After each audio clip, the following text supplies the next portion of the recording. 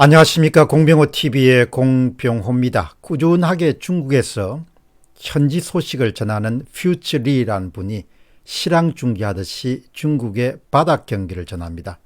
아침에 남긴 의견을 주목할 만합니다. 중국이 국가 부도 상황에 갈 가능성이 매우 큽니다. 내년을 주목해야 됩니다. 중국의 국가 부도 가능성은 매우 높다고 생각합니다.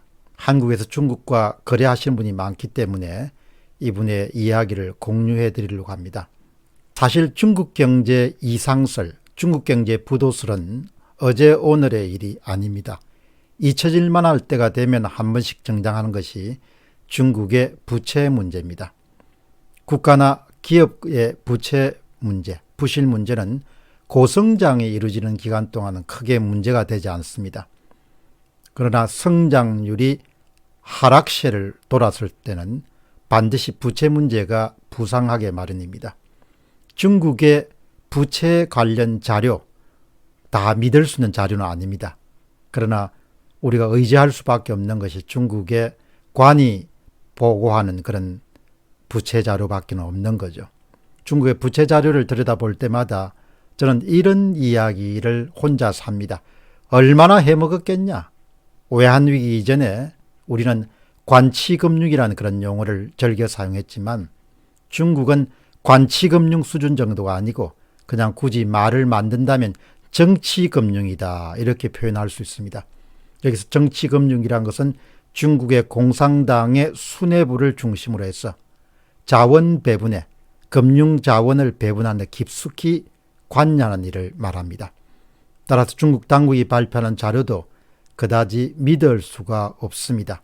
개혁개방 이래로 꾸준하게 쌓여온 그런 정치금융으로 인한 엄청난 낭비, 부패, 그리고 저효율 이런 부분들이 차곡차곡 쌓이면서 중국의 부정적인 유산이라는 것은 엄청난 수준까지 도달해 있을 것이고 언젠가 한 번 정도 터질 수밖에 없을 것이다. 그런 생각을 하게 됩니다. 마치 우리가 1997년도에 고도성장 이후에 모든 후유증을 외환위기를 통해서 치렀던 것과 마찬가지입니다.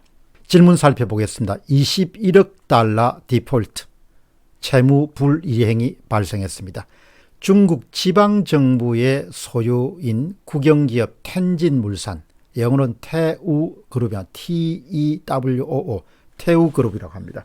디폴트, 채무 불이행 위험에 빠졌습니다.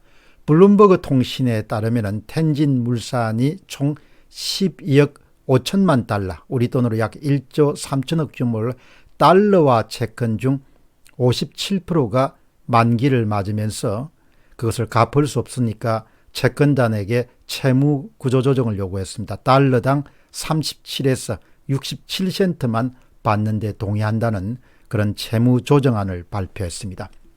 여러분 여기서 이제 주목해야 되는 것은 위안화 표시 채권이 아니고 달러화 표시 채권입니다.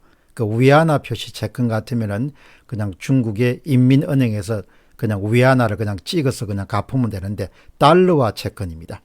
텐진물산은 중국의 최대 원자재를 거래하는 국영기업으로 텐진시가 텐진 지방정부가 100%를 소유하고 있습니다. 2017년도의 매출 규모는 약 78조 원, 666억 달러 정도고 기업 가치는 44조 8천억, 약 383억 달러로 인정받았습니다. 직원 수는 1만 7천 명 정도입니다. 포춘 500대 기업 가운데서 132위를 기록할 정도로 대단한 그런 중국 내에서 위상이 높은 기업입니다. 차이나텔레콤보다 앞선 그런 순위를 기록할 정도였습니다. 2위 업체하고의 규모의 격차가 5배 이상 정도 날 정도로 압도적인 1위 기업입니다. 우리나라로 치면은 종합상사와 같은 그런 회사다. 인프라 건설, 물류, 광산, 자동차 부품, 부동산 이런 것을 다 다루는 종합상사였습니다. 텐진물산의 위기는 갑자기 터진 것이 아니고 2019년 4월부터 자회사에 대한 부채 상환들이 이루어지지 않으면서 불거져 나오기 시작했습니다. 다음 질문입니다. 텐진물산 부도에서 생각하는 중국 경제입니다. 텐진물산의 부도는 중국 경제의 축소반입니다. 텐진물산은 텐진 지방정부가 소유하고 있는 최대의 국영기업입니다.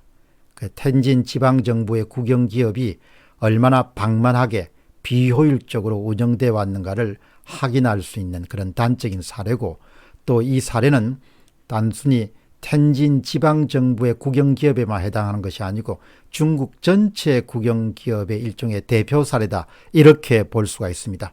텐진 지방정부가 소유하고 있는 국영기업은 텐진의 상장기업 가운데 60%를 차지합니다. 그런데 총이익 가운데서는 25%밖에 기여하지 못합니다. 그러니까 산술 평균으로 보면 60%를 차지하기 때문에 이익에서도 60%를 차지해야 되는데 60%는커녕 25%밖에 차지하지 않기 때문에 대부분의 국영기업이 부실기업이다, 좀비기업이다, 이렇게 보시면 되겠습니다.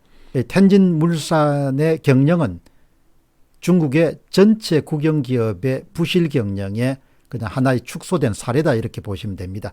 대부분의 부실기업들이 많은 그런 부채를 안고 있고 그 부채를 갚기 위해서 또다시 국영은행으로부터 돈을 빌려서, 그리고 구조조정을 전혀 하지 않기 때문에 생산성이 낮은 수많은 그런 종업원들을 빚을 빌려가지고 먹여 살리는 그런 형태로 운영이 되는 것이죠. 그런데 언젠가는 중국이 터질 수밖에 없습니다.